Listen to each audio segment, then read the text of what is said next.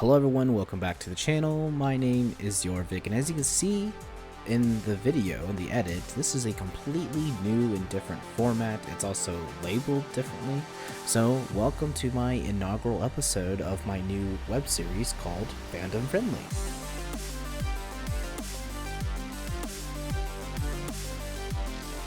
This is more of like a talk show, more of a podcast style web series where I will be covering a lot of different topics. I don't know if I want this to be more of a weekly show or a bi-weekly show, once a month type of show. I think for now I want to keep it at a weekly show, see how it does. But again, this is more of a topic that talks about a wide variety of different pop culture topics such as movies, TV, music, maybe even some video game stuff. I mean, I want to, work my way towards that. And I thought for this episode, I will continue my MCU phase ranking videos. And the reason why I chose to do it this way and not just in its like separate video like phase 1 and phase 2 is because there's 11 movies here. Okay, in phase 3 they really jumped and did double the output of the last two phases. And I thought if I wanted to give each movie its fair share of, talking about them and etc., it would have to be a really long video. And I thought doing a more podcast style video, doing phase 3, phase 4, and then eventually phase 5, I think will be a lot better. So if you like this new format, please let me know. And I will do a separate video talking deeper about Fandom Friendly and what my real plans are for it. For now, we are just going to focus on rankings. So let's go ahead, get into it. As you can see here, I already have it pulled up. If you haven't seen my phase 1 or phase 2 rankings, spoiler, you know where I put these films. And I know a lot of these placements are probably controversial. I mean, I haven't got any pushback yet, but then again, I'm a small channel. I don't get a lot of views on my videos anyway, but on the off chance that these videos somehow, blow up, then I know that I will get pushback on a lot of these. If this is your first time seeing me, I am a filmmaker. I don't work in the Hollywood, like the main Hollywood industry. I do a lot of independent work, but I've taken a step back the last couple years, and I'm just now easing myself back into it. So I look at these films from a filmmaking perspective, the acting, the action, CG, the score, and of course I throw some of my personal feelings in there as well, which is why you see some of these like crazy rankings like Avengers Age of Ultron above Iron Man. And I know, especially when we get to phases 4 and 5, and maybe even a couple of movies here in phase 3, I know I will definitely get a lot of pushback, but I don't really care. Again, these are my opinions. You can agree with them, or you don't have to agree with them. It's not really that big of a deal, to me at least. So let's go ahead and get into this. Enough yip yap. There will be chapters in the description, so if you want to go to a particular movie, you can go ahead and do that. Okay, so we're going to be starting off strong here. As you can see, again, if you haven't seen part 1, part 2, these are my tiers. I have Excelsior, which is the S tier. These are the movies that I think they just can't be beat in one way or the other. Of course, my A tier is I Love You 3000, which are movies that I think everyone generally likes in a way, but they are just also very solid MCU films. And then my B tier is I Still Believe in Heroes. And these are the movies that a lot of people, I don't think, give enough credit to. And there will be a lot in this tier as well. My next one is I'm Still Worthy. These are films or TV shows that are, a little bit subpar. Maybe there were some things that were missed about them, or maybe some people just didn't really latch on to them in a way that Marvel hoped they would. But I still think that they are good, filmmaking wise. I think they are still good projects that I think people should give more than one look at, and that is, of course, I'm Still Worthy. And then, of course, we have our F tier, and that is I'm Sorry, Little One. And right now, there's only really one project I think that belongs in this tier. And I'm sure everyone can guess what that is. But again, we will talk about that when we get there. So, again, let's go ahead and get into this. Phase 3, I think, really started off strong. I mean, so this started in 2016. I think after the semi-success of Avengers Age of Ultron and even Ant-Man in a way, Marvel was really hitting their stride. And of course, we started off with Captain America 3 Civil War. This was also directed by Joe and Anthony Russo. I mentioned that in the last video. And of course, they'll go on to direct Infinity War and Endgame. And then now they'll be going on to do Doomsday and Secret Wars. But for me, I think this movie, a lot of people call it Avengers 2.5. In a lot of ways, it is. We saw the seeds of this movie planted in Age of Ultron. And of course, we saw it planted in Avengers as well, because a lot of those events get called back in this film. But we also see the introduction of some new characters and some old returning characters to the MCU, such as Thunderbolt Ross, who at the time was played by William Hurt, who of course showed up in The Incredible Hulk. We open up with the new team Avengers, which is Captain America, Falcon, Black Widow, Scarlet Witch, Rhodey, War Machine is part of that team as well, but he wasn't in the opening. But I think all in all, I think this really gave some action, and just like previous films, it helped sprinkle in and builds out the world a little bit more. Now we have Rumlow returning, Frank Grillo's character from Winter Soldier, as Crossbones. It's kind of upsetting that he dies in the beginning of this. I really wish, they keep some of these smaller villains as kind of like mainstay in the MCU, just to give our heroes something to fight on a daily basis. But we open up with this great set piece of the Avengers fighting Rumlow and his team and stopping them from releasing and stealing a deadly virus. Of course, this ends in tragedy, which kicks off the events of the film. And of course, if you've seen this movie, you know the story. There is the incident. The world, like the United Nations, calls for the regulation of the Avengers. Because they are, super powered, enhanced individuals that just freely go wherever they want, ignoring sovereign borders and just imputing their will on people, whether or not they want to be saved.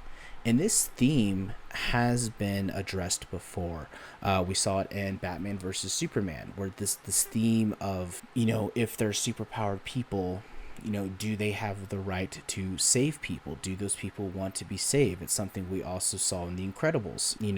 Mr. Incredible saves someone, and then, other people gets injured because they're saved. There's collateral damage. I mean, this is something that that politics in these worlds have to address in a way. Like I mentioned, there were new characters introduced here.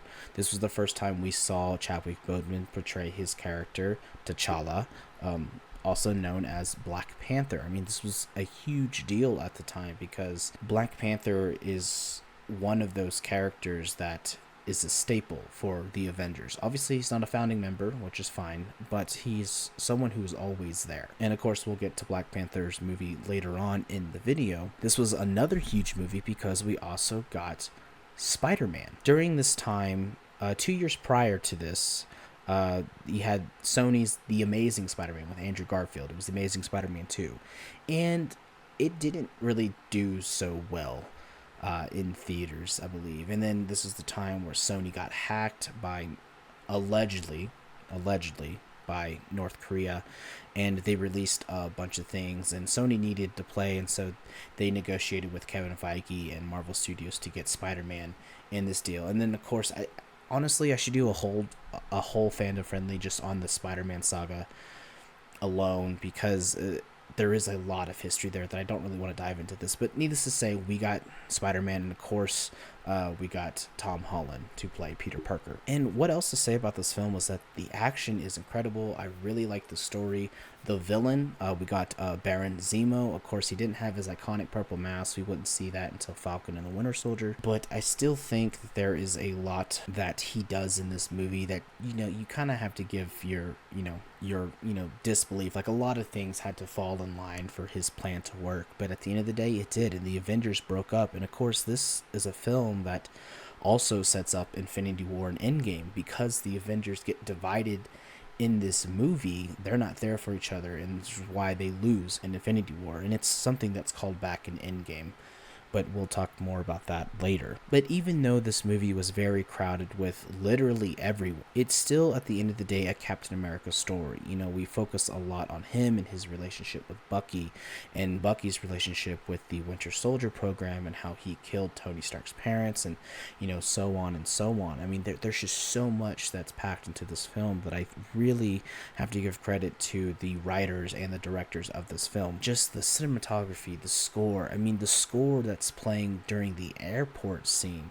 it's just, it feels like this tragic, heartbreaking, just, you know, Avengers theme. I do think if they did like the Avengers theme, but like in a minor key, maybe it would have worked out. I don't know. I'm sure another independent composer has done that. But again, at the end of the day, I mean, it's super impactful. Now, for me, I'm a huge Captain America stan. I've said it before in the previous videos, and I said it in my Captain America Brave New World reaction trailer, that I just love these characters, and I'm really glad that the MCU as a whole has made these characters better. And, you know, they've gotten better in the comics as well. I like I said, I'm reading through Sam's run as Captain America right now, but I really do think Civil War is just one of those films that, for anyone who hasn't seen these movies, I think this is a great movie to show them. Even though, one, it's third in a trilogy, and it's sort of in the middle of the Infinity Saga, I still think it's a great introduction to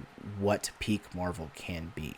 And for that, I feel like that I have to place this at a very, very high I Love You 3000. It's not S tier. I mean, I think Winter Soldier's better, because Winter Soldier's a little bit more contained, but I think Civil War is probably one of the best, in top 5 for sure, Marvel films. Okay, moving on to another origin film, and that is Doctor Strange. Now, Doctor Strange is one of those characters that, growing up, I sort of knew about. I mean, obviously, I didn't read any of his comics. I was more of an Ultimate Spider-Man kind of guy, personally. But I was still very aware of him, and they even talks of bringing him in very early on in the Infinity Saga, but, you know, he found his place in Phase 3, which is where we are now.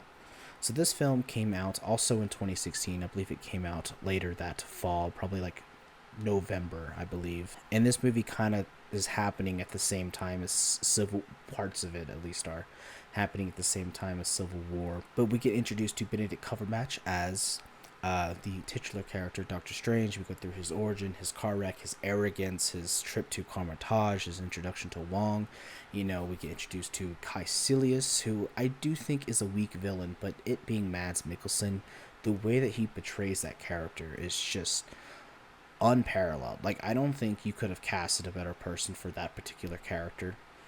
Of course, we also get Dormammu as kind of the big bad, but he hasn't really showed up again, because he's one of those, like, cosmic, like, otherworldly, dimensional, you know, villains that seems impossible to stop, but somehow Doctor Strange did it by obviously using the Time Stone. And I should mention that this is the next film to introduce an Infinity Stone. Like I mentioned in the first 2 videos, we had technically Iron Man 2 is the first appearance of an Infinity Stone. We see a picture of the Tesseract, but obviously we wouldn't see it until Captain America as the first official appearance of the Tesseract. And then, of course, Avengers, I do include the Mind Stone in there, although we didn't know it was the Mind Stone at the time.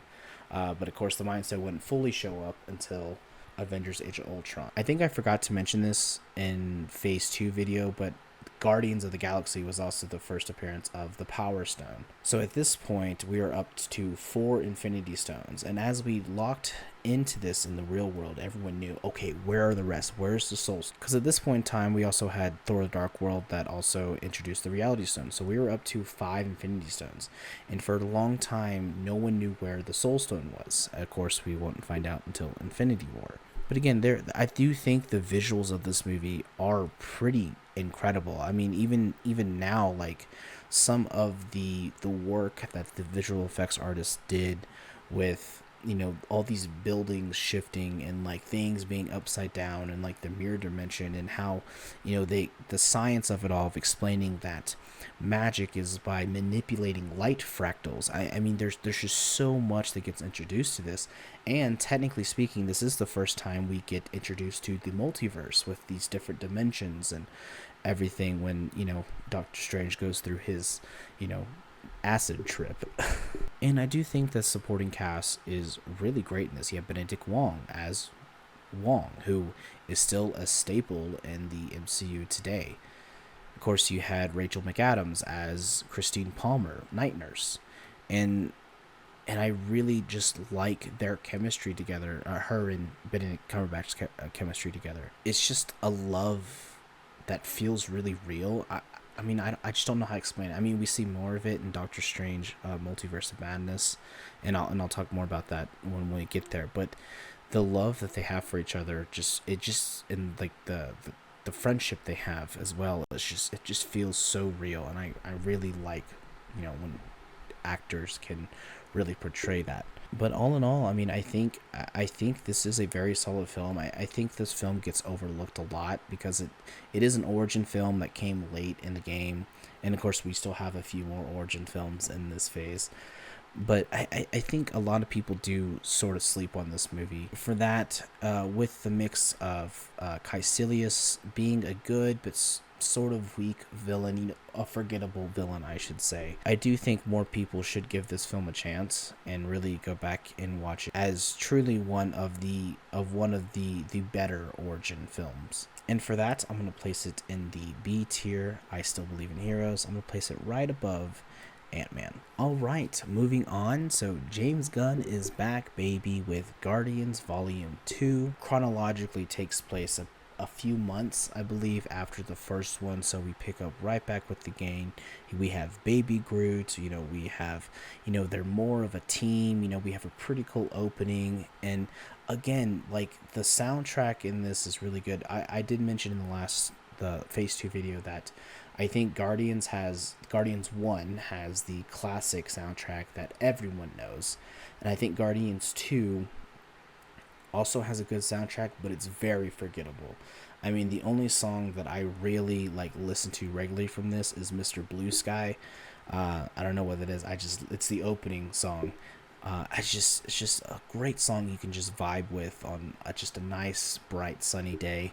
I love blasting it in the car. And then, of course, Guardians 3, I think, has the best soundtrack, but we'll talk more about that when we get there. But all in all, we continue the evolution of the Guardians, Peter Quill, Gamora, Drax, Rocket, and of course Groot, who, like I mentioned, is now Baby Groot. And then we get introduced to a new Guardian, Mantis. I think the thing I like most about this film is that it feels like it's still Peter's story, in a way, much like the first one, but this family is already found, but now he's reunited with his father, who we learn is Ego, the living planet, played by Kurt Russell, was just a crazy villain to have, I think. But in a ways, I think James Gunn made him work. I mean that's what's great about James Gunn, is that he could take these D-list, E-list, F-list characters and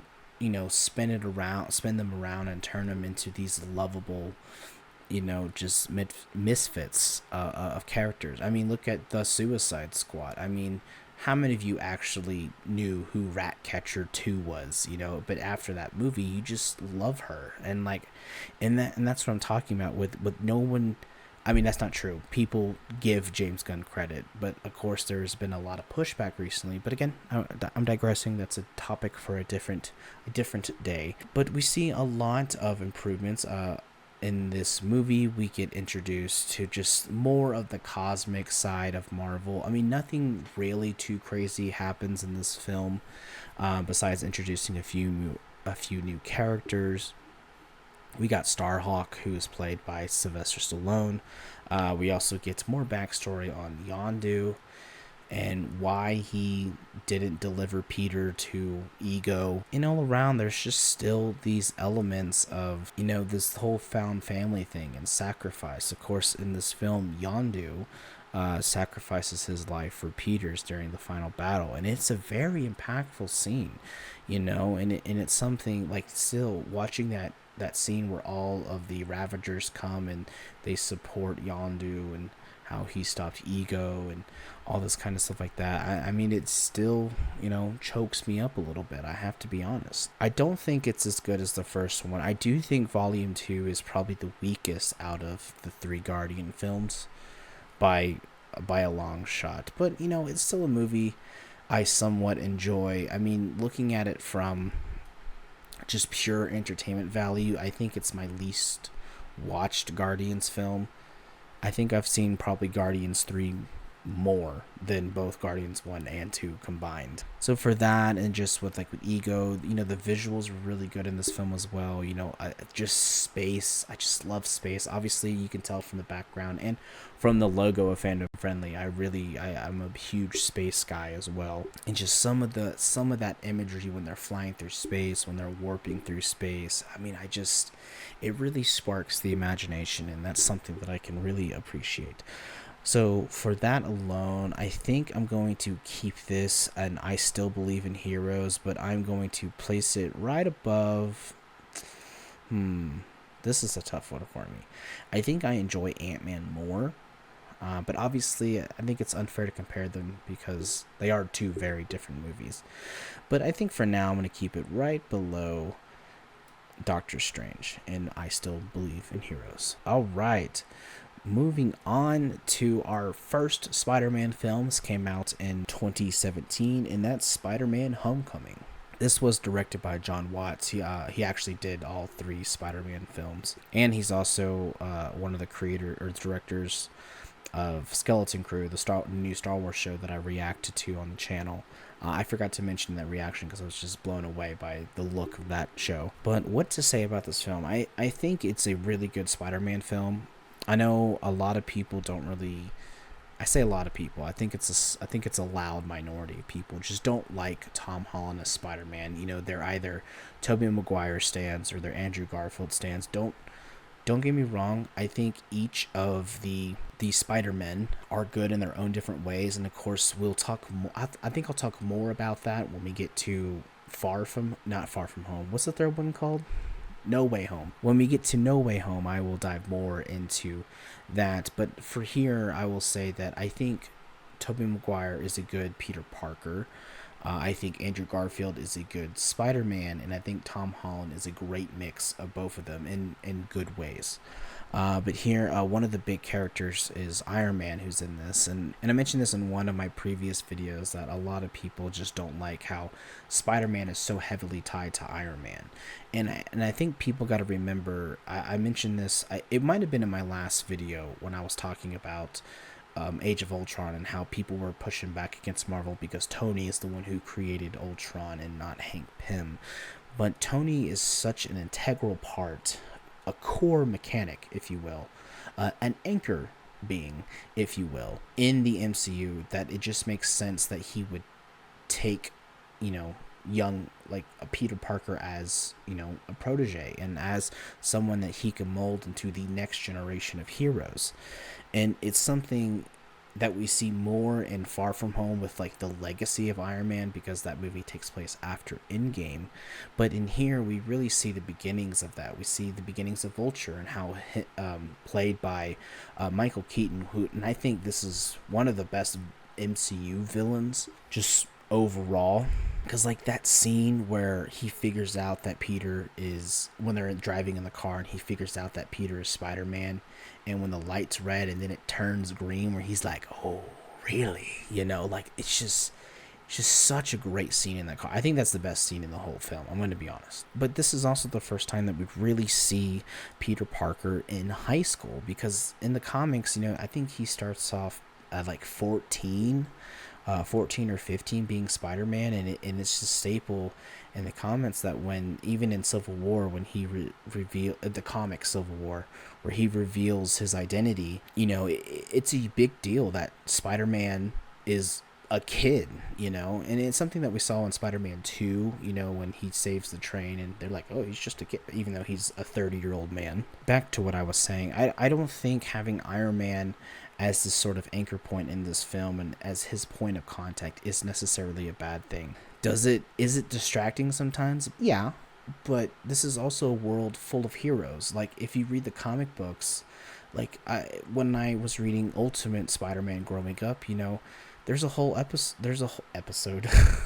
there's a whole issue, or there's a few issues where Spider-Man's with the X-Men, or he runs into Iron Man. You mean, like, you would expect that if there's a bunch of heroes running around New York, especially, they're going to run into each other. It's just the added fact that Iron Man is more of a, father figure to Peter. I think is a really good dynamic, and it's something that prepares Tony for his own child, Morgan, in Endgame. The supporting cast, I think, is great too. I mean, I do like Zendaya as MJ, and I'm really glad that MJ, this might be controversial, but, like, I just don't like MJ, and I mean, like, Mary Jane Watson MJ. Obviously, her name is Michelle Williams in this. She just goes by MJ, so she's not actually Mary Jane. And I think I saw rumors that there might actually be a Mary Jane in the new trilogy, but I really hope not. I want Gwen Stacy back. That's what I loved about the Amazing Spider-Man films, is that I just love their chemistry. I love Andrew Garfield and Emma Stone's chemistry, because I think they were dating at the time, which is why it felt so real. And again, I like when actors can portray real relationships. Again, nothing against Zendaya. I think she kills it in all three of these movies. And same thing with Jacob Batalon as Ned. I mean, I just love the dynamic between them, and they just feel like, real best bros. I love that. Again, there's some pretty good action scenes in this. I think the scene with the Washington Monument, where the elevator is crashing down, I think is pretty good. Obviously, the final battle, I think, not the final battle, I think the first interaction with Vulture is also pretty good, and it's just nice to see, more street level stuff, when I hope we get more of that. Overall, I do think that this is a very solid Spider-Man film. I mean, it's just fun to watch, I think, in my opinion, and I think I've seen it more than Far From Home and No Way Home. Oh, and we haven't even talked about one of the best parts in this, and that's Marissa Tomei as Aunt May.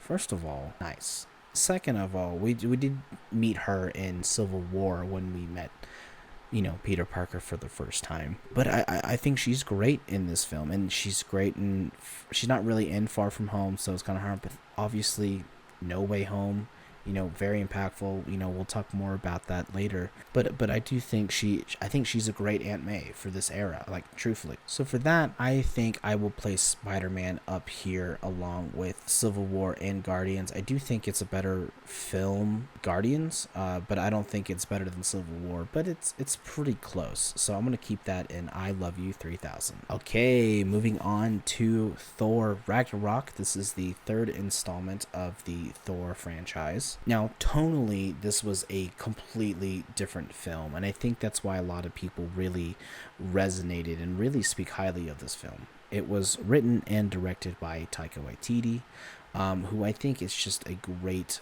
comedic actor and writer as well. And he took Thor to a more cosmic place. I mean, we were on which I really appreciate. Of course, Tom Hiddleston returns as Loki in this. We find out that he has been masquerading as Odin for the last few years in timeline, from the end of Thor: The Dark World. This is also semi-adapts Planet Hulk, because we also find out that somehow Bruce Banner Hulk ended up on the planet Sakaar, where he fights as a gladiator in the Grandmaster Contest of Champions. And you can see the Grandmaster, who is brilliantly portrayed by Jeff Goldblum.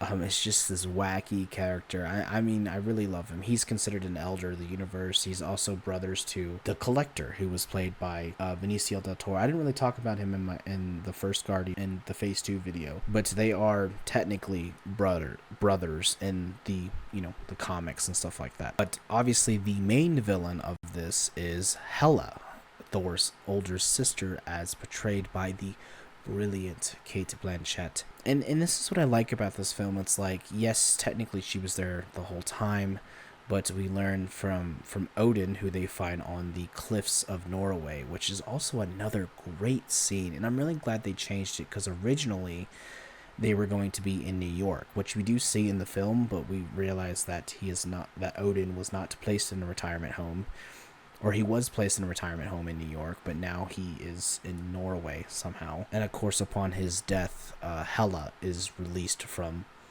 hell, which in Norse mythology is just the underworld. It's not really like hell, like the Christian hell where you're tortured and damned forever.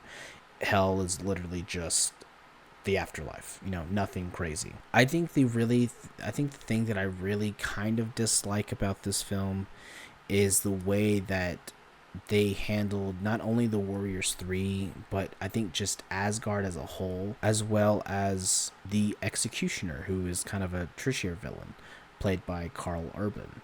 I mean, a lot of it is played for jokes, and I know, like, especially when we get to Love and Thunder, like, just Thor being a joke, which I disagree with, but we'll talk about it when we get there. It did feel very just quick that she just eliminates basically all of Asgard and the Warriors 3, and just, it just feels very disingenuous to those characters. And I think that seems to be the general consensus with a lot of, like, hardcore, comic book, movie fans when it comes to Thor Ragnarok. I think that is the weakest point of the film. But I think Hela as a villain, again, she's one of those that I kind of wish was still around. I wish that maybe if Hela was maybe banished again, and she somehow returned in Love and Thunder, or she somehow returns in Secret Wars or something. Like, I just wish she was still around, because she was so great. So great. I love Kate Blanchett. And obviously the whole, we also get introduced to Tessa Thompson as Valkyrie, who is another character from the comics. And again, I really just love her character. We see her a little bit in Endgame, but obviously she gets more to do in Thor, Love and Thunder. But in here, as an introduction, as the last Valkyrie, after Hela wiped out the rest of them, I mean, it is just one of those tragic characters, And of course, we have Mark Ruffalo back as the Hulk. Like I mentioned, he has been on Sakaar this whole time for 2 years, I think they said, and he's been Hulk for those 2 years.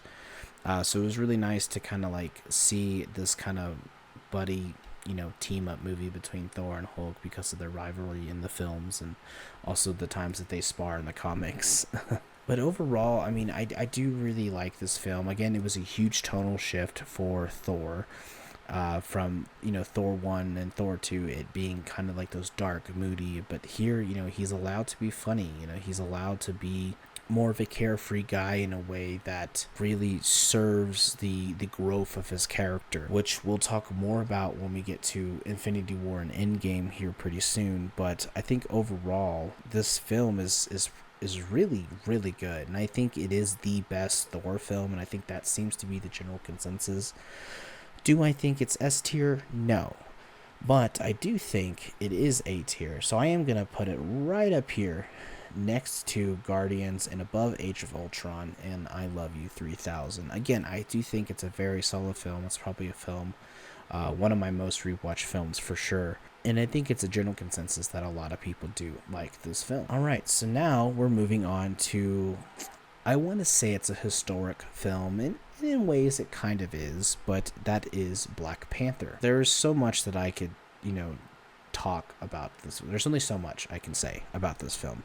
One, we get Chadwick Boseman returning as T'Challa. Of course, this is the only solo Black Panther film that he will do, unfortunately, but also just a stacked cast. I mean, you had Peter Nyong'o, you had Letitia Wright as Shuri, you had freaking Michael B. Jordan as Killmonger. I mean, you just Winston Duke as M'Baku. I mean, there's just so many great characters and actors in this film. Obviously, we can't forget about Angela Bassett as Queen Rwanda. I mean, just stellar.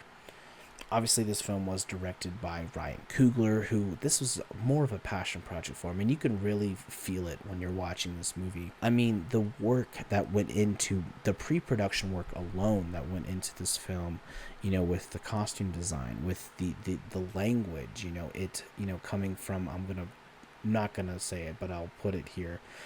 It's the language with the clicks in it, and mixing that in with other like regional dialects. I mean, it's just absolutely incredible.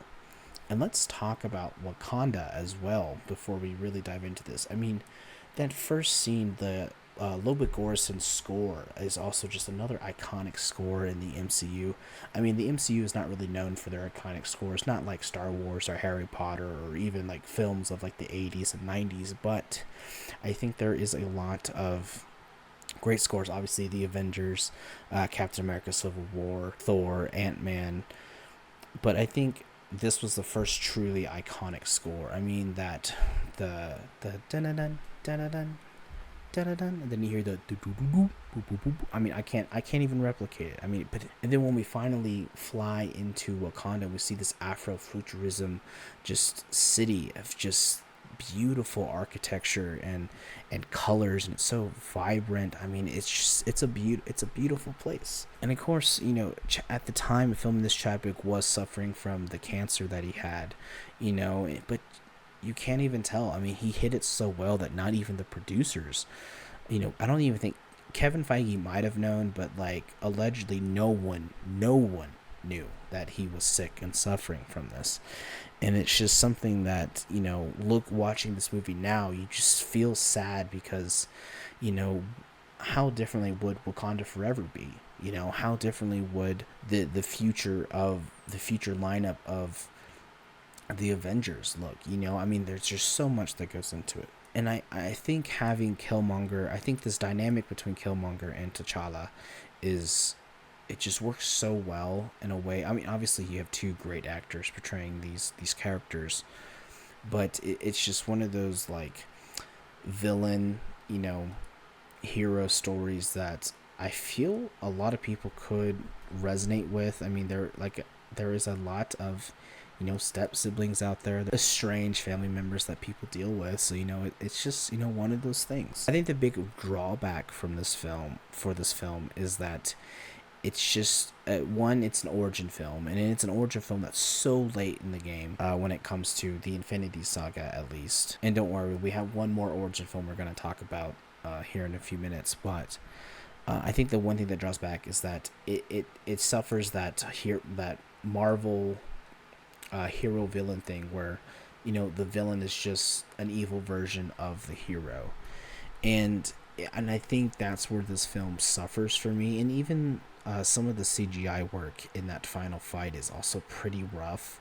I mean, they're just 100% CG fights, but overall I feel like I can overlook that a little bit, because I mean there is a lot to the story of them tracking down Ulysses Claw. I didn't mention this in my Phase 2 video, but he was also introduced in Age of Ultron. In here I feel like he's more of a threat, but again, he's like a C-list villain that I wish was still around, because he does get killed in this movie, and he's just also played by Andy Serkis, and you just throw that character away. Like, it's crazy. Like, it is kind of bonkers how Marvel just kills so many good like B and C-list villains that can be a continuous problem in the MCU. But overall, I think the performances in this movie are just incredible. I mean, everyone just A game, and even more so in Wakanda Forever when we get to that next video. But obviously they just knock it out of the park. And again, like, some of the CGI is spotty, but there's also spots where the CGI is it's great, and from a technical standpoint,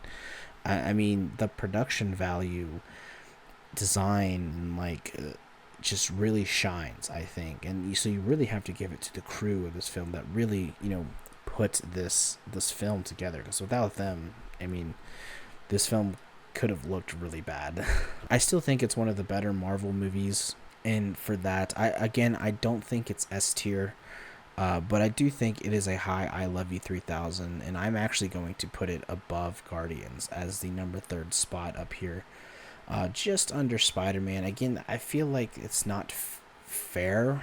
I'll probably people will probably rank it higher, which is fine.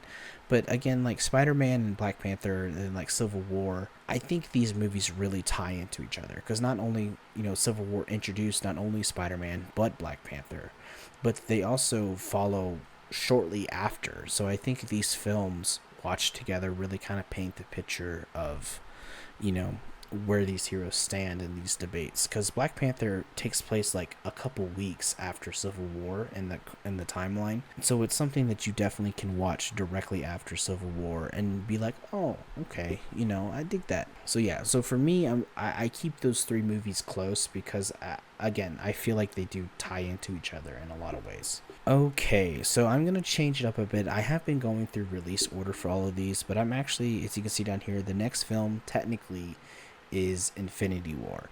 But for Infinity War and Endgame, I'm actually going to save for the last. So I'm going to, even though Spider-Man as well technically takes place after Endgame, I'm also going to rank that first before I do those three films. So notes, we're going to the sequel to 2015's Ant-Man, and that is Ant-Man and the Wasp. Something that I haven't been doing in these videos is talking about like the end credit scenes, because I feel like they're not really important because they just set up the next movie I'm going to be talking about. But Ant-Man did tease that Hope was going to get her own costume as the Wasp, and of course we see that here. So obviously this film takes place, I believe, 2 years after Civil War, because Scott is under house arrest for being on Captain America's team. And obviously during this time, Hank Pym and Hope have been sort of MIA from this, but they are also on the run because they are directly tied to Scott. But I think this film, I think this film is pretty forgettable for a lot of people, because there is a lot that happens, but at the same time there's a lot that doesn't happen. And I think that's the big drawback of this film, is that the scope of it doesn't feel like big. And that's not necessarily a bad thing. It's just like, I mean, the main plot of this film is that when at the end of Ant-Man, and during the final fight with Yellow Jacket, they go into the quantum realm. And we learn that when he's in the quantum realm, he gets entangled with Janet, who we learn also went into the subatomic to stop a missile back in the 80s, which is something that we learned in Ant-Man 1. But she is entangled with Scott, so they're able to communicate with her in a way. And now the main plot of the movie is to go to the quantum realm again and extract Janet. And the main villain of this film is Ghost, who Ava Starr, who is played by Hannah John Kamen, who is returning in Thunderbolts, so that's pretty cool. Now, I think originally, you could have skipped this film in preparation for Infinity War and Endgame, because obviously Ant-Man wasn't in Infinity War, but at the end of this movie is how he gets stuck in the quantum realm again, and how he returns in Endgame 5 years later, which we'll talk more about when we get there. But still, I think it's one of those films that a lot of people, like, you can skip this film and be completely fine. And I think that's unfortunate, but I think this film is definitely pretty weak. And that's nothing against, like, Paul Rudd and the rest of the gang. It's just, I just think the story was just really, really just boring, I think. And I think that's what's upsetting about this, is like, don't get me wrong, there are very cool action set pieces in this. They're very, funny jokes. Like, I think that the chase scene through San Francisco, where they're just shrinking cars and, they're driving like their little, like a Hot Wheels car, I think is pretty cool. And like, the scene where, he's Giant Man and like the Bay of San Francisco and like all that kind of stuff like that. Like, I think there are cool set pieces in this. It's just so unforgettable, and it's just so unfortunate. Like, I couldn't even tell you what happens in this film, because I haven't seen it in a while, I want to be honest, but I couldn't even tell you what happens in this film besides that car chase scene and like the ending.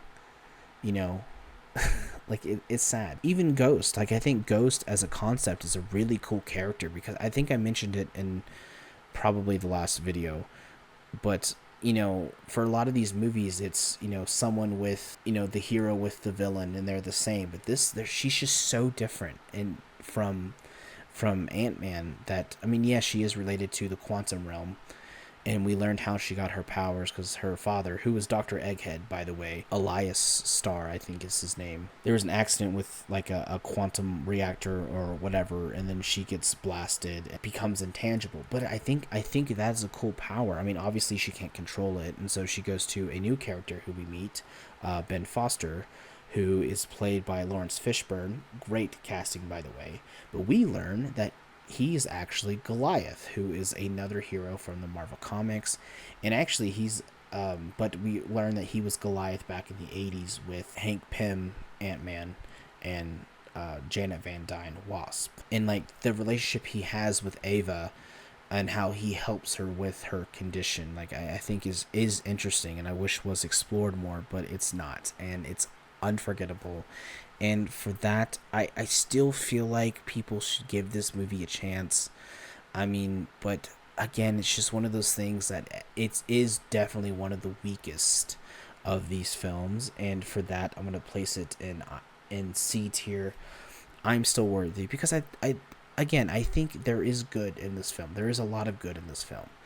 But there's just so much of it that's just forgettable and unimportant and doesn't really do anything for the growth of the characters and for the universe. I mean, the only thing that's really significant that happens in this is the end credit scene where they go down and they're trying to help Ava with her condition, and Scott is down there, and then Thanos' snap happens, which we'll get to in Infinity War, because technically Infinity War came out before this movie, not chronologically, but release wise. And Janet, Hope, and Hank all get snapped away, leaving Scott in the quantum realm, for his, setting up his return for Endgame. And I think that's really the only significant thing that happens in this film. And it's just really upsetting. And I just want justice for Ant-Man and the Wasp, really. But I still think it's an okay film. I mean, but yes, I'm still worthy. I think it's a proper place for that, in my opinion. Okay, now the next film also came out between Infinity War and Endgame. It's not really related to them except for the end credit scene, so it is its own standalone. It's also the last origin film of the Infinity Saga that happens basically at the end of the Infinity Saga, and that is Captain Marvel. I'm going to say it right here, and I'm going to say it with chest. I love this movie. Don't get me wrong. There are some negatives about it. There's still so much good in this film that I think a lot of people overlook just because the main character is a woman. I think that's it. Talked a little bit about this in various videos the last few weeks, that a lot of, well, I say a lot of people, it's really, again, it's the loud minority just hate these movies and these TV shows because, one, they feature a woman as the main character, or they feature a person of color as the main character. And that's something that is not, being made up. Like, statistically, you can see it. Like, if you look at just box office numbers, if you look at just the way, reviews, I mean, it statistically speaking, your prejudice is showing. And it's so unfair to these actors because, one, I've been a Brie Larson stan since Hoot, okay? So I don't want to hear it from all of these people who are like, oh, well, you just like her because she's hot. Well, yeah, but also because she's a brilliant and great actress, and I love everything that she's in. Honestly, I think my favorite movie of hers is Unicorn Store. Have you seen Unicorn Store? You should watch it. Honestly, it's really good. Anyways, I'm gonna get lost here. Like I said, I've been a Brie Larson stan forever. So when they initially announced this film, I was thrilled because I'm also a huge Captain Marvel fan. And I think a lot of people miss the point of this movie. Again, it is another cosmic movie, although a lot of it takes place on Earth during the 90s, no less. The decade I was born in. Let that sink in. But we see a lot of things in this film. We see Hala, which is the homeworld of the Kree. We also get Skrulls for the first time in the MCU. And technically, they've been here the whole time since the 90s. And we also get Brie Larson as Captain Marvel. Carol Danvers, my homegirl. It is a big deal. Nick Fury is in this, a younger self. Phil Coulson, for the first time returning since Avengers, returning to the main MCU timeline, because technically Agents of S.H.I.E.L.D. is like a branched reality, I guess you want to call it. I mean, it's just so great to see these characters again. And yes, we get the origins of the Avengers Protocol, because we learn that because of the events of this film, Nick Fury's like, well, shoot, we're going to need superpowered people. And we know they exist because she exists. So I'm going to start the Avengers Initiative or Protocol, whatever they call it. I think it's Protocol in this movie. But we learn that they get the Avengers name from Carol, and that her Avenger was her call sign in the Air Force, which I think I also resonate with this film a lot because it is heavily tied to the Air Force, and I was in the Air Force Reserves for a couple years, and that's when I mentioned, I think in my first video, the Phase 1 video, that I was so like tied to Captain America, the Winter Soldier. I think specifically because at that time that movie came out, I was preparing to go into the military.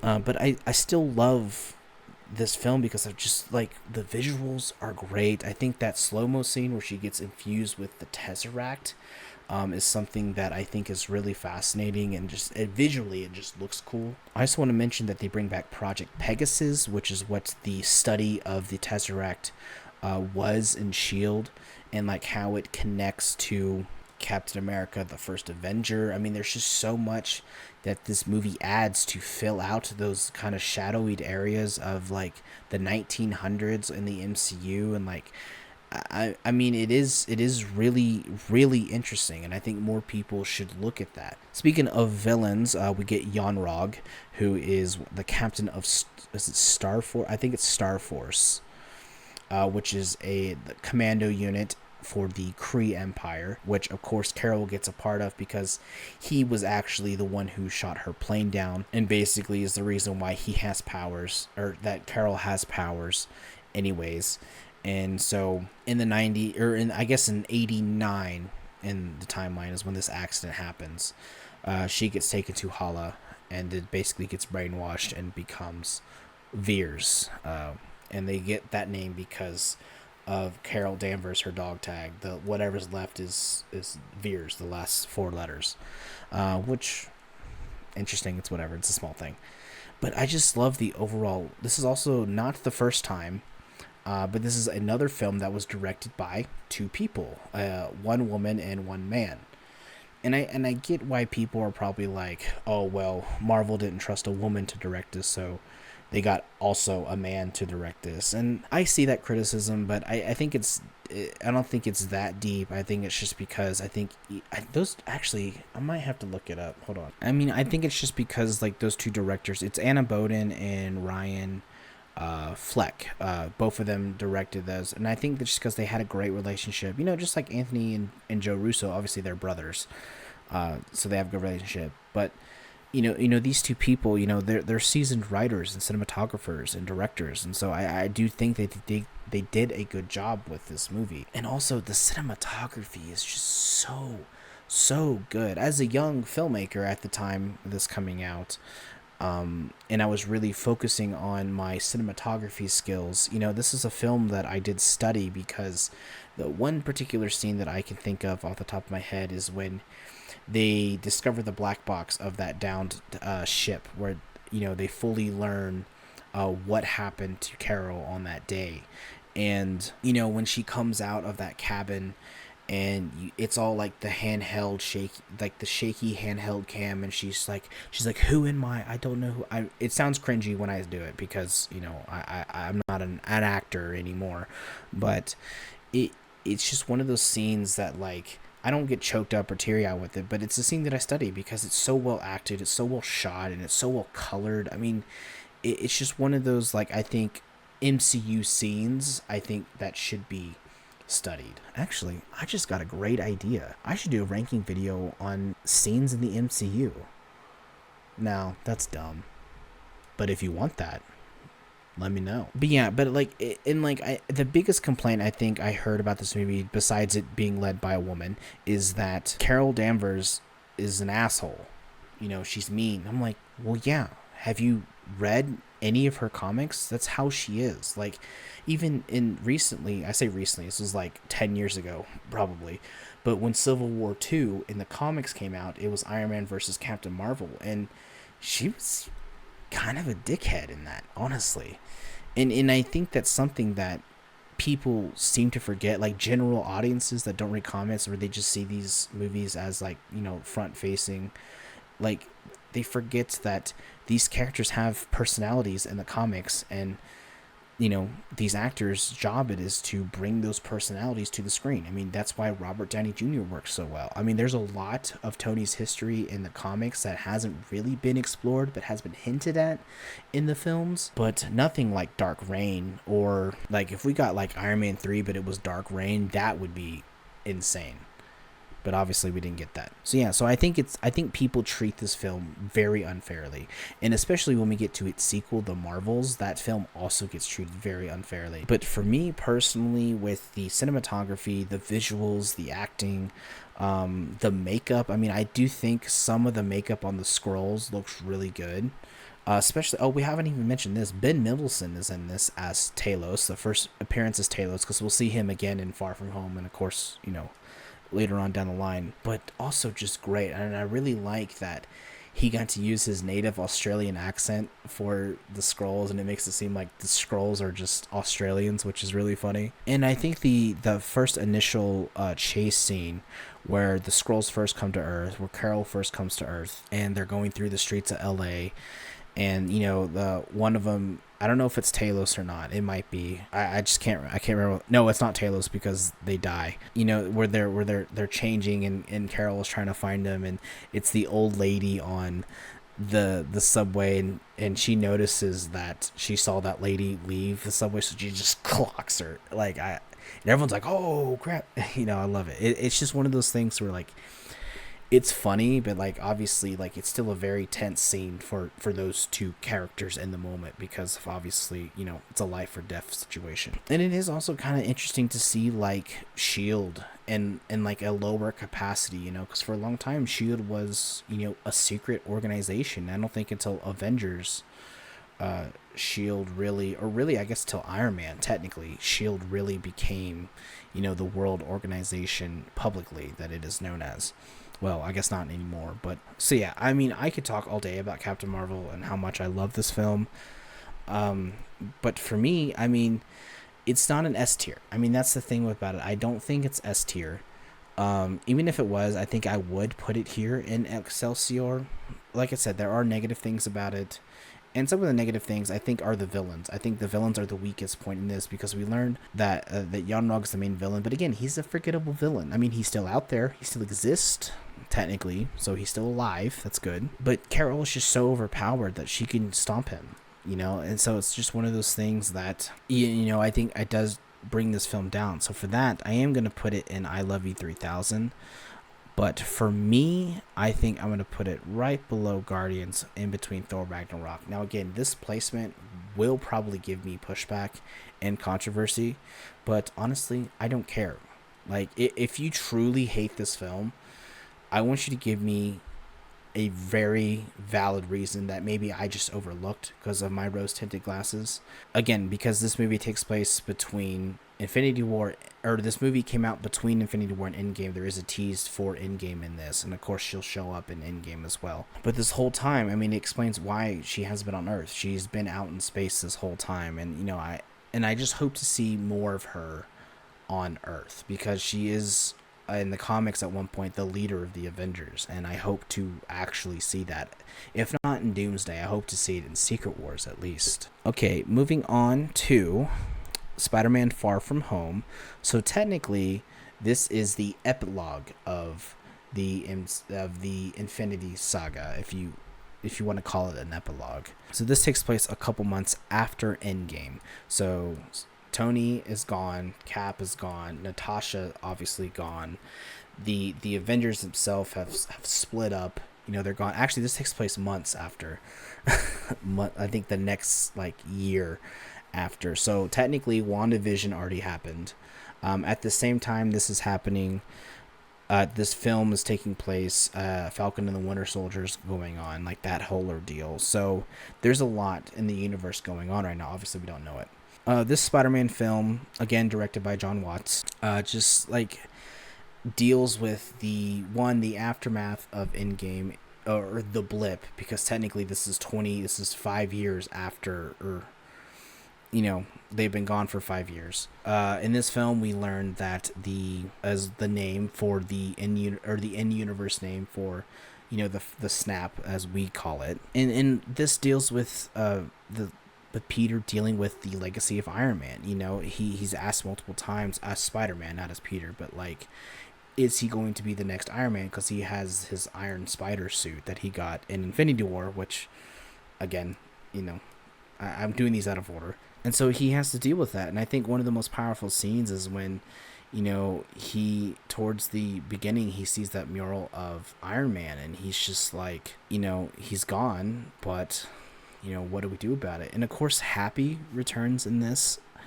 And I think this is where we really see, like, that relationship with Happy and Peter just really grow, because Happy lost Tony too. Obviously, Happy has more reason to be sad that Tony is gone, but he sees how Tony treated this kid, and how he believed in him, and how he trusted him with Edith, drones. Just seeing this young smart kid, like that, the scene in the plane, like later on, where like he's after his big confrontation with Mysterio, who we'll talk about in a minute. He sees Tony and Peter, and I think that really helps that relationship with Happy, and of course that gets taken away in No Way Home, but again, we'll talk about that when we get there. But I think initially this film is generally pretty good. I mean, Nick Fury and Maria Hill is in it, so carryover from Infinity War. Obviously, we find out that it's not actually Nick Fury or Maria Hill. It's actually Talos and his wife Soren, who are the Skrulls impersonating Nick Fury. And then, of course, one of the end credit scenes that we learn that Nick Fury is in space, presumably on the Sword base, which again we'll see in WandaVision, but we'll also actually see it in the Marvels. So let's talk about the villain overall, and that is Mysterio. Mysterio is one of those characters that I feel like would have been very hard to translate 15 years ago, because he's so interesting in a way. In truth be told, I don't think they could have casted anyone else other than Jake Gyllenhaal. And I try to think about that, of like what an alternative casting could be. I mean, they could have got, oh gosh, what is his name? Jason Mazzuccas. I think I pronounced his name, but I'll put a picture in the edit. I think he would have been a great alternative casting for Mysterio, but Jake Gyllenhaal he's just on another level. I mean, if you haven't seen like Nightcrawler, Source Code, even I guess Donnie Darko to an extent, I mean, he is just. Or Prisoners. If you haven't seen Prisoners, he's great in that. It's him and Hugh Jackman are in that movie. Great film. It's actually a film by Denis Villeneuve, who did, Dune. But just an outstanding actor that I think he really sells it in this. I mean, like when you first meet him, you're like, oh, I guess Mysterio, they're changing his origins a bit, and that he is going to be a hero in this. And of course, we later find out that he is acting, and like the way that they reveal that everything is fake, and just it's honestly just it's a great reveal, truthfully, and I think they can get away with it because like he is in like a mocap suit, and like he is like wearing like what an actor would wear, and then they would put in visual effects. Like it is kind of meta in that way, and I really appreciate that. But I also like how they incorporate how he's tied to Stark and how he's tied to Spider-Man in a way. I mean, it's revealed that Quentin Beck, because in the comics, Quentin Beck is he works in the film industry as like a special effects artist, like a practical special effects artist, and he uses his expertise to create these illusions to fight Spider-Man with, and to do crime and etc. But in here, him being the inventor of Barf that we see in all the way back in Civil War, I mean, I think it just makes sense. Again, it's people complain, they're like, oh, well, all of Spider-Man's villains are tied to Iron Man. And it's like, again, Yes, of course they are tied to Iron Man because Tony Stark is an anchor being in this universe. And again, it's those things. It's something that doesn't bother me. I think it just bothers a lot of people just cause. And I think that initial fight scene between Spider-Man and Mysterio, where it's just all illusion, and he's like he can't trust. His spider sense is still like developing in a way, and like I think it is really good. Like, I mean, it's probably a little dated now. I haven't watched it recently, but I can just remember that sequence being just. Of course, in this film, the big thing, we also get introduced to the multiverse again in this, and as like a hint towards the coming saga. And it's interesting because he looking at it now. Quentin says that he goes, "This is Dimension Earth 616." How does he know that? Because technically speaking, for a long time, the MCU was designated as Earth 1999999 in like the grand scheme of things. And Earth 616, it was the comic universe. And then of course there's Earth 1610, which we see in the Spider-Verse movie, but that is the ultimate universe where the ultimates are where the ultimates are. So him calling it Earth 616, it was pretty interesting at the time. And it's actually not the first time we see Earth 616. If you remember, I didn't mention this in part 2, but all the way back in Thor the Dark World, Eric Selvig was in a mental institution. He was writing, like, that's where we see like Nexus Point. We see all of these multiverse terms, and on there he has written Universe 616. So it's not the first time that it's written, but it just goes to show you that how did Quentin Beck know? Actually, no, how did the other guy know? Because he has a guy in his crew. I don't remember what his name is because he's a tertiary character, but he's like the script writer for Mysterio. So he wrote that it was 616. So what does he know? Is he the Beyonder? Oh my gosh. Did I just crack it? And then, of course, in Multiverse of Madness, we also learned that, the universe that the Illuminati are in is as Earth 838, and they also designated the main sacred timeline as 616. So that is pretty interesting. I also just remembered that Quentin Beck said that he was from Earth 833. Anyways, I do think that there is tons of good in this film. I mean, there's also still like a kid film. It's also still like a film where Peter's in high school. He's dealing with growing up. He's developing this relationship with MJ. And of course, by the end of it, they're together. We see him travel through Europe, which I think is a pretty fun sequence. But it is kind of crazy that, Tony Stark left these glasses, these controllers to Edith. Even dead, I'm the hero is what that stands for, which I think is, again, really funny.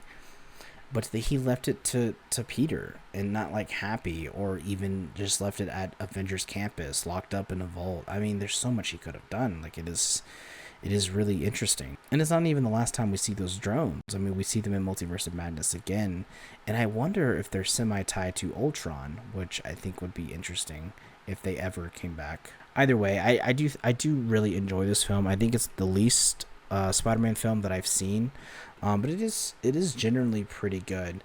But all in all, I think it is a low I Love You 3000 for me.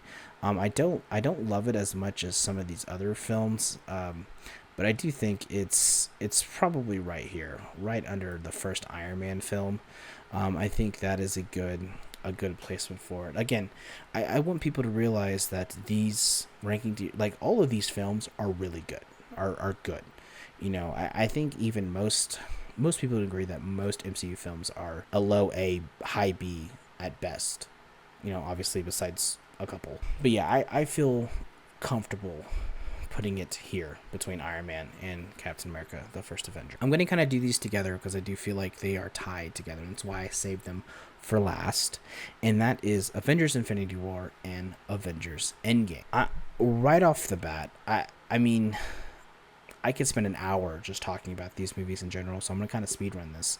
So obviously this is the culmination of everything in the Infinity Saga up to this point. I mean, Infinity War brought all the threads together. We had the cosmic threads. It sort of picks up right after Thor Ragnarok.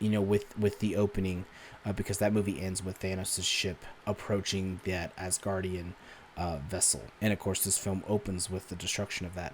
I mean, Thanos is just such a strong villain for someone that we barely see. I mean, I forgot to mention this in the Phase 2 video, but the first Guardians film is the first time we see Thanos, like, full in the Josh Brolin, Thanos. And I mean, even in that, like, one scene that he's in, he's, like, menacing and terrifying. But here, he's this complicated villain, who wants to save the universe in his eyes from, destruction in a way. And of course that is by collecting all Infinity Stones and snapping his finger to get rid of half of all life. I mean, that's obviously, the origin of that is different in the comics. Death is a real, like, entity in the comics, and it's actually alluded that she exists in the MCU as well. And because we see a statue of her in Thor: Love and Thunder, which I'll probably talk about more when we get to that movie. So we know that she exists, but the reasoning for Thanos' motivation in the MCU is different from the comics, so I should preface that. But yeah, I mean, at the end of the day, it is Thanos' movie, and I think he does have the most screen time. And the second character to have the most screen time is Thor, and I think Thor is equally just as part of this main story as anyone. I think what's really impressive about Infinity War is that it's like they took the first Avengers, which was crazy, pulling together 6 characters from a franchise, but here they're pulling together everyone. I mean, we get Wakanda, we get just all the different lanes of the MCU together. I mean, we get Iron Man with Wong and Doctor Strange, and Spider-Man fighting some of the Black Order in New York. We get threads pulled through from Civil War of, like, Wanda, secretly meeting with Vision, who was on Tony's side in Civil War, and how, like, they kind of just travel around the world together as well. We also pick back up with Steve and Natasha and Sam, and, like, how they're kind of like the secret Avengers, in a way. I mean, and of course the Guardians, and where they find Thor, and, like, how he's the last Asgardian survivor of that ship. In this movie, there are deaths. I mean, we actually see the death of Loki. Like, it's not fake this time. Like, he is dead. I mean, obviously he comes back, but that's a variant of Loki. We know that death is confirmed in the Loki TV show, that is the end of that version of Loki. I mean, and to start off that movie, killing Loki is crazy, insane. I mean, just the visuals. I mean, every fight scene is purposeful. Every scene is purposeful. I mean, the scene with Doctor Strange and Tony and Spider-Man on the Q ship on their way to Titan. I mean, Doctor Strange and Iron Man just being, like, butting heads, because their egos are too big. I mean, it's just great character dynamics. In a lot of ways, this is the first time a lot of these characters have even interacted with each other. And it was just so refreshing and just so, like, I don't want to say beautiful to see, but it was just really fun to see. I mean, seeing, the Avengers arrive in Wakanda for the first time, because Steve knows where it is, because I did in Civil War, that one of the end credit scenes, they moved Bucky to Wakanda, and Bucky is there, and he is part of the fight. I mean, that the two fronts of the war on Earth and on Titan, I think, just a masterclass in one, editing, production design, writing, effects. I mean, there's just so much that goes in to both of those fights that are just incredible. And of course, the big thing is, this is the film where we learn where the last Infinity Stone is, the Soul Stone, and it's on a planet called Vormir in the center of the galaxy, or whatever Nebula says. And not only that, it carries over a thread from Captain America, the first Avenger. And if you remember, when Red Skull takes the Tesseract, he gets teleported away somewhere, and we just assumed he's dead, but no, he's the guardian of the Soul Stone, which is a great way to bring that character back in a way that's meaningful, not just for nostalgic purposes. And of course, this is where Gamora dies. Thanos sacrifices his own daughter just to get the stone. Like, it's crazy. It's insanity. Of course, we also get the infamous scene where Doctor Strange is using the time stone to look at all possible futures of the coming conflict, and there's only, out of 14 million and like 5 or whatever it is, only one is where the Avengers win. And of course, we know that obviously that ties into Tony being the one to snap and destroying Thanos. I mean, this film is just, it is peak Marvel. It is peak Marvel. I'm doing these at the same time because there's a lot of similarities, but at the time, Thanos wins. And when you saw this film theatrically and he snaps, and that last like 2 minutes of like everyone blipping away is haunting, because you hear this like low clap of a thunder, and something's wrong, and then you just see them, Bucky, Sam, T'Challa, Spider-Man, the Guardians, all of them just slowly just disappearing, and it is a haunting image. And then it just cuts to black, and then we had to wait an entire year for Endgame, and what a long year that was. If you again, it's like Avengers, the first Avengers movie. You just had to be there. And obviously, these movies didn't come out that long ago, so most of you watching this obviously remembers that time period. But it's still just that year of waiting for Endgame was unbearable. Speaking of Endgame, let's go ahead and talk about that as well. We pick up immediately after the ending of Infinity War. Tony and Nebula are stuck in space because they're the only ones left. Luckily, they are saved by Captain Marvel. And I know a lot of people are like, well, how did Captain Marvel know that they were there? If you saw Captain Marvel, the movie, one of the end credit scenes, she arrives on Earth and she meets the Avengers. So we can conclude, and also Rocket is on Earth. And Rocket knew that the rest of the team went to Titan to find Thanos. So we can just assume that Rocket told Carol, hey, they were on Titan, search around there, and maybe you can find them, see if they're there. So I'm pretty sure that's how she found them. It's, use your context clues. Come on, guys. And then, of course, we have the OG Avengers are still alive, and they come back to Earth, and it's just, they're like, okay, we're going to get Thanos. It's great. And the first 20 minutes of the movie, they kill Thanos, and you're like, well, now what? There's still 2.5 hours left, and we get this 5-year time jump, which is crazy. And then we just kind of catch up with everyone. What's life the last 5 years? Tony had a kid, he's retired, obviously. Natasha is like the leader of this sort of this Avenger team. That's Rocket, Nebula, Okoye, Rhodey, and Carol. There's just so much is going on. Oh, I didn't even talk about this. We open up the film with Clint and his family disappearing, and it's just one of those like heartbreaking scenes where you turn around and then your whole family is gone in the blink of an eye. And again, that the cinematography of the opening scene is another scene that I would love to study, because craziness of a handheld shaky cam shot, because the whole point of those is to dive into the mentality of like the character, they're spiraling, whatever. But that scene, great scene. Of course, Ant-Man returns from the end of Ant-Man and the Wasp, and he figures out what's happened the last 5 years, and in a way, he's like our point of view character. We learn what happened to the world through his eyes, and then they reunite. They plan this time heist to use the quantum realm to time travel to these different points in times, create these branch realities, where they took the Infinity Stones to form their own gauntlet. There's just so much that goes into this, and not even including like what they originally wrote for some of these scenes, and what they cut ultimately. The final battle is a splash page of comics. Just hero versus villain, and you love it. And then that final, the portal scene, I think, is just something that's just it's so iconic now. You just hear Sam on your left, which call back to Winter Soldier. Then you see T'Challa, Okoye, Shuri. They enter the chat.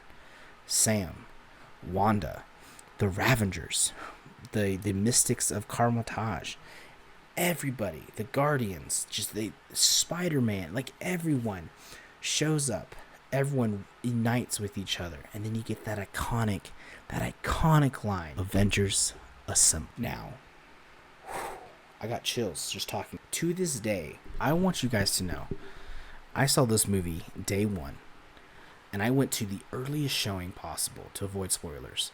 I want to tell you, I went to the movies at 7:45 in the morning to watch this film.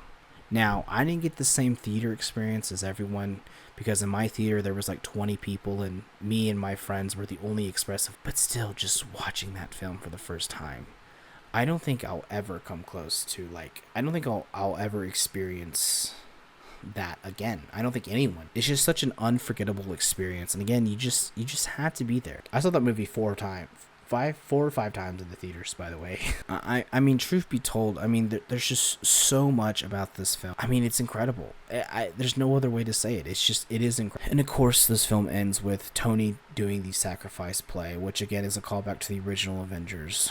And I think the saddest line in this film is when Pepper goes up to him and she says, "You can rest now." And that is a play on Tony's obsession with saving the world, putting that suit of armor around the world, and now that he has stopped the threat, Earth is safe, Pepper's safe, the universe has been restored, he can rest. And I think it's just one of the saddest things, truthfully, in any movie. And yes, I've seen The Notebook. Again, I can talk about this film for 3 more hours, but I won't keep you guys. I think you guys already know where I'm going to place these 2 films. Of course, I do think, technically speaking, I think Infinity War is better than Endgame, and I think it's just because of how it basically just reassembled the universe together. Than Endgame just kind of as a follow thread. But obviously, these films are Excelsior, and they are at the top of this list. Sorry, that's a no. There we go. And that's it. I mean, that is the Infinity Saga incarnate right here, what you're looking at. I mean, everything here is purposeful. Obviously, there are some movies that don't really contribute to the Infinity Saga. But I think overall, this is my definitive ranking for me. My opinionated ranking definitively of the Infinity Saga and how these films fit together. Wow, what a long video this has been. Again, this is a new format I'm trying out, so I really hope you enjoyed this inaugural episode of Fandom Friendly.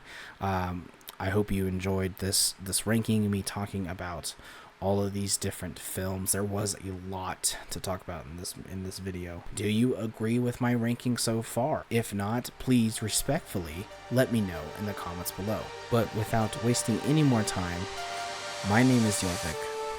I'll see you in the next one.